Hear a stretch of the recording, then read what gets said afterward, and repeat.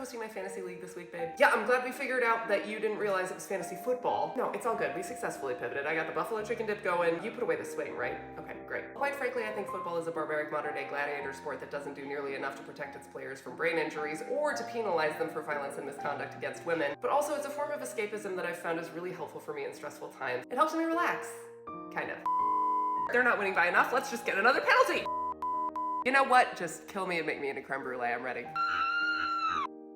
I guess it does tend to affect my mood more than it should. Did you just ask who my favorite football character is? I'm sorry, that's so precious and pure. Usually they are referred to as football players, but not in this house anymore. I love that. My favorite football character is Myles Garrett. He's a defensive end, so his job is to try and tackle the quarterback before the quarterback can make a throw, and that's called a sack. He is the current reigning defensive player of the year and the only NFL player to get at least 10 sacks in each of the last 6 seasons, which is insane. But to be honest with you, the real reason I love him so much is because he is obsessed with Halloween. Like, he always goes all out. And he seems really smart and creative, and Lord knows I appreciate a Renaissance man. Plus, he loves his adorable dog. He's kind of like if you and Will had a baby. Wait, is it possible that you and Will somehow had a super baby that wound up playing football for Cleveland? I know the timelines don't add up like at all, but the NBC show had you doing some really out there stuff, so who knows? Remember your giant biology slides observatory crime scene? That was absurd. Half of her body was just stuck to the outside of one somehow. Why? Maybe you ran out of time because as far as I could tell, you were at the hospital with Bella the night before until after dark, and then the next morning you were making breakfast for Jack, like a full-on breakfast. You had like max 8 hours to freeze an entire human body,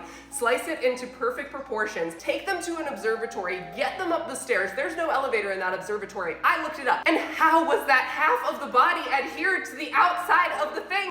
You know what, I'm sorry.